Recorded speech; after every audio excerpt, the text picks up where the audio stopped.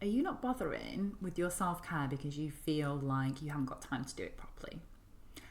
If so, you are absolutely not alone. This is something that I see a lot with the high achieving clients that I work with. If you don't know me, hello, my name is Suze Hughes. I am a clinical hypnotherapist, Reiki master, and crystal therapist, and I'm also the founder of the Conscious Crystal Collective.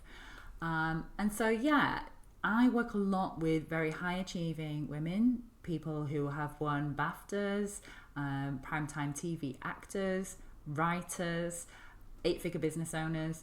And no matter how successful they get, they still struggle with the same things that we all struggle with, which is essentially making time for rest, making time for ourselves. Because actually, when you are a high achiever or an overachiever, you tend to prioritize everyone's needs before your own, and there's always standards to hit. And so this is something that I see a lot. It's like we don't have time to do it properly, therefore we're not going to bother.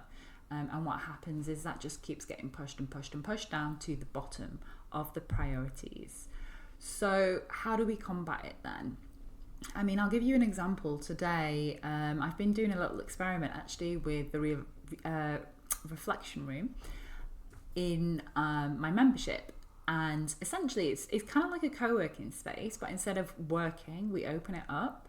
And it's a meditation space that people can come and go as they please. It's not like a meeting that you have to sign into. It's literally live stream. People can just hop on in and enjoy the energy and the shared energy in that space.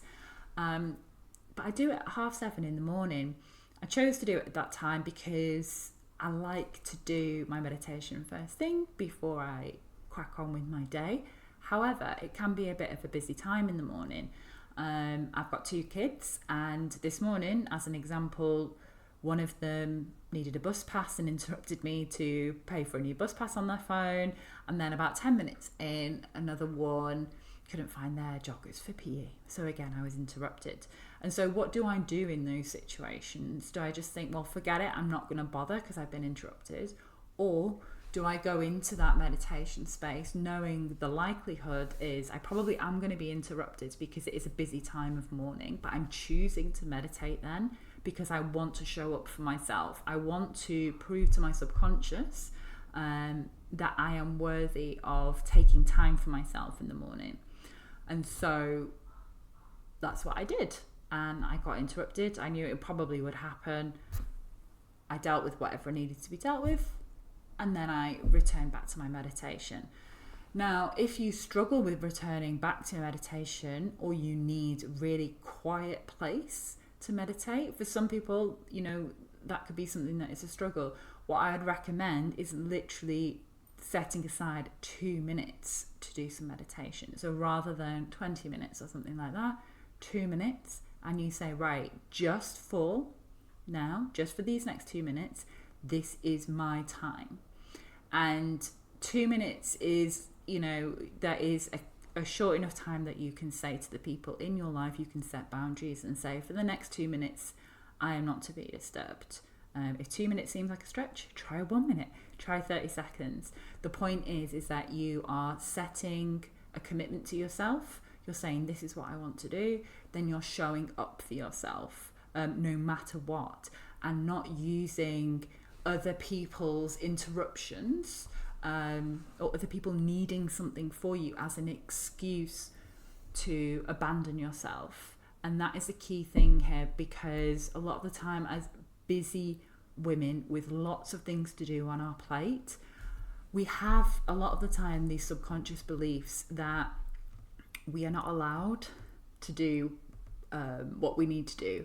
We are not allowed to put ourselves first. Our needs are not as important as other people's needs.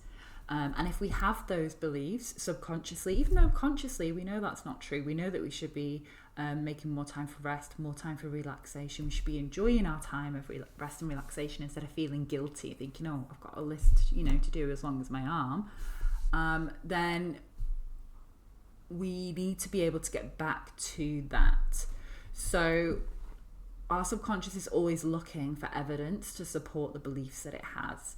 So if you hold those subconscious beliefs that have been created, usually from childhood between the ages of sort of 0 and 7, perhaps because that's something that was modelled in your own family, perhaps it was something that you heard that, you know, work was really, really hard, or work was really, really tiring, and all those. So we internalise those beliefs, and we find the evidence to support it.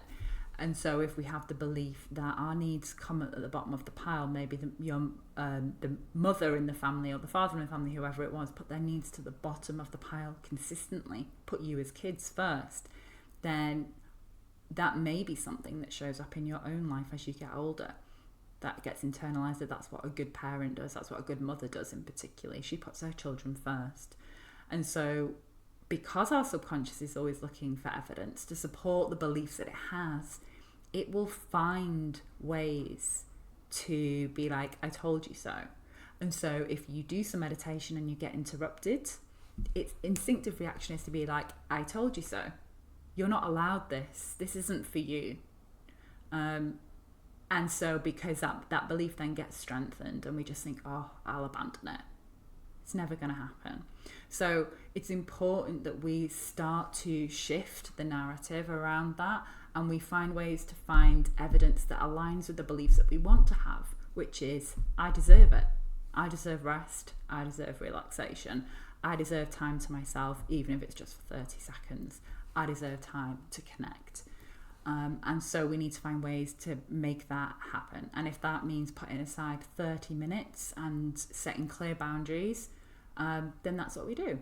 And once you've got that evidence, and we're like, right, great, I can do it for 30 minutes. Go for a minute, go for 2 minutes, whatever feels right for you. But yeah, it's important to acknowledge that we may have these beliefs, and also think about, right, how can I find a way to shift the narrative? How can I find a way to shift out of this space? I hope that's helpful. Please let me know in the comments. And if you have any questions, then please do reach out.